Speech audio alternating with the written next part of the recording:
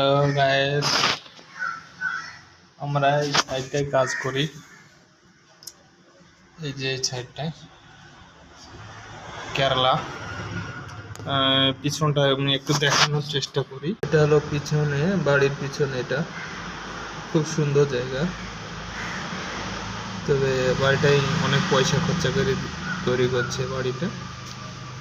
এই যে এগুলো পাথর গাঁথনি করে রেখেছে, আমরা এগুলো গেঁথেছি, অবশ্য পাথর গাঁথনি করে রেখেছি। এই যে প্লাস্টারগুলো হয়ে গেছে।